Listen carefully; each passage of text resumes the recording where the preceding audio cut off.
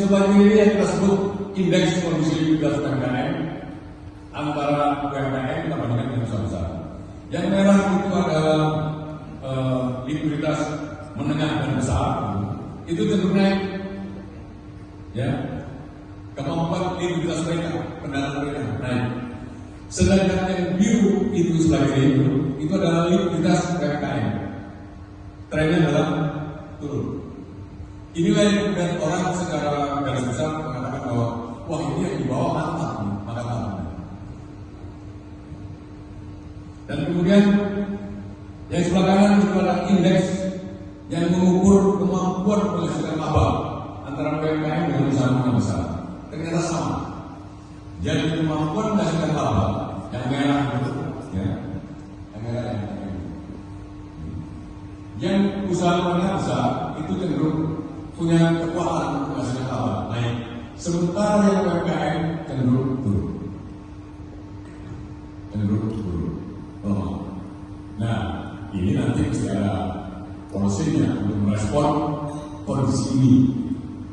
Terus BRI bagaimana responnya gitu ya Pak? BRI tetap kita ini kan nggak bisa dibiarkan menurun terus, maka BRI tetap menumbuhkan kreditnya di UMKM. Tapi risikonya adalah memang menghadapi kalau dipaksakan akan menghadapi MPR non-performing. Maka kemudian kita sedikit men-shifting pertumbuhan kita ke korporasi. Dan kita cari korporasi yang memiliki hubungan kuat value chain dengan yang UMKM. Itu yang paling penting. Jadi kemudian keutuhan jalannya supply chain ini yang harus dibaca, termasuk supply chain dalam artian mungkin sistem pembayaran dan lain-lain, itu supaya lancar antara proses pertukaran barang dan jasa dari korporasi ke UMKM dan proses pembayaran dari korporasi ke UMKM dan sebaliknya, itu yang harus berlancar. Karena supaya apa? Kemampuan rentabilitas di menengah besar ini akan mengontrol yang kecil-kecil. Dan itu bank bisa berperan penting di situ dengan memberikan proporsi menumbuhkan kredit di masing-masing segmen ini secara benar. Baik, terus fiskal, ataukah kita memberikan pendampingan, ataukah dua-duanya, ataukah kemudian kita lebih selektif dulu, itu kan pilihan-pilihan, ya. Lebih pilihan-pilihan. Apakah kita mau men-shifting driver pertumbuhan kita? Saya pikir mungkin enggak ya. Kalau bank ya pasti akan pilih yang cepat tumbuh dan aman. Tapi kan kemudian secara agregat, secara nasional mungkin kita harus tumbuh bareng-bareng, tumbuh bareng-bareng. Dan itu mesti ada yang menjembatani. Ada yang saja yang menjembatani. Baik. Dan kemudian sekarang bagaimana strategi responsifnya kita? Ini kita buat menarik. Yang disebut X ini bahwa ini adalah kira-kira potensi pertumbuhan ekonomi. Yang ini yang ke atas sumbu Y adalah potensi risiko.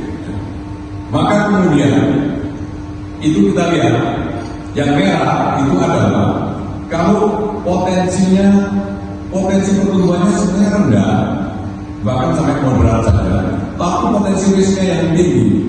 Maka kita lihat three boxes yang merah ini itu adalah yang satu potensi pertumbuhannya rendah tapi potensi risikonya tinggi, yang moderat dan tinggi,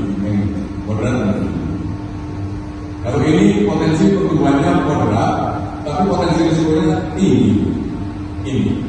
Nah kira-kira dalam kondisi kita ini, prediksi kita nanti di kuartal 1 sampai 2 dan sampai Juni, kira-kira kita berada di merah ini. Dan kita sekarang rasakan bahwa kita ada di merah ini. Buktinya apa?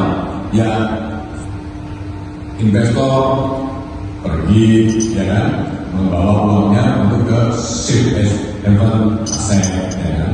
Terus kemudian nanti ada terutama di neraca modal dan lain-lain. Dan kemudian kita lihat sekarang kita di Q1 dan Q2 kemungkinan ada di kuartal 2. Kuartal 2 itu apa? Potensi pertumbuhan